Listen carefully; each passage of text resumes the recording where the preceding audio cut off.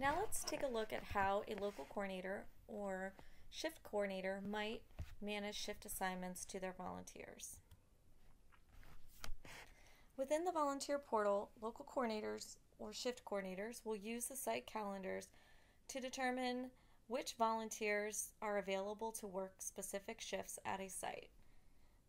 Local coordinators or shift coordinators can also use the site calendar to reserve the time of the volunteers to be able to serve taxpayers during a particular shift. As mentioned previously, all TaxAid volunteers can view site calendars. The same TaxAid roles that have the ability to create, edit, or cancel availability also have the ability to create, edit, or cancel shifts. Prior to assigning any volunteer to a shift must be created for each site. Shifts will automatically be created on October 1st based on the information outlined on the program location record. Before local coordinators or shift coordinators can assign a volunteer to a particular shift, they will have to go in and provide their availability within the volunteer portal on the availability calendar. We are now logged in as Sandra Holst within the volunteer portal. Sandra Holst is a local coordinator at the Manteca Senior Center. Sandra would like to begin assigning volunteers to work certain shifts at the Manteca Senior Center beginning in November. When Sandra logs into the volunteer portal, she may have to click on this small arrow to see her availability calendar and site calendar tabs. First, Sandra is going to go to the site calendar and look at the calendar for the Manteca Senior Center to ensure that shifts have been created. To do this, she's going to begin entering her site's name within the search box.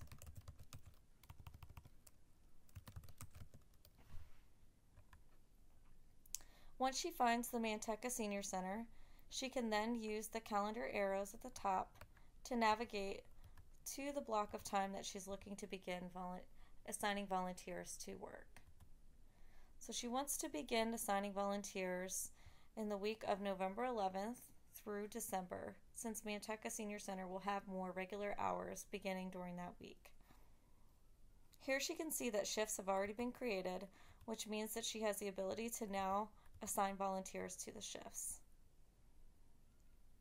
If she clicks inside one of these shifts, she can then see that she'll have the ability to add volunteers to the shift. And in this case, we already have one volunteer that's been assigned to the shift, Arthur D'Souza. To add additional volunteers to the shift for November 13th from 9 to 6, she can go ahead and click Add Volunteers to the Shift.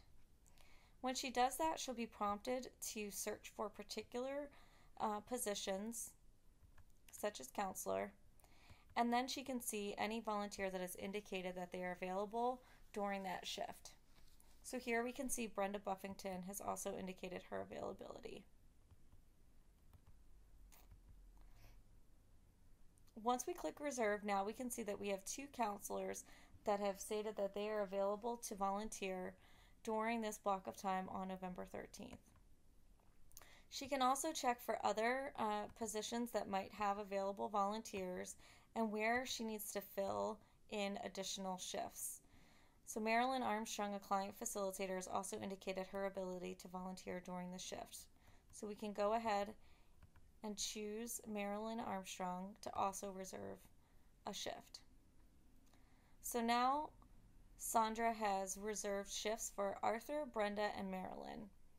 If she goes ahead and closes this block, what she can now see on November 13th is that she has two counselors that are available between 9 and 6 and one client facilitator that's available to take appointments.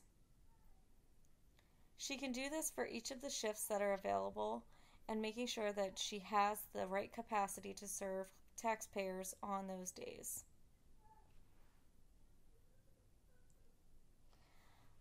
Let's take a look at how Sandra is also going to create appointment blocks to be made available to TaxAid taxpayers.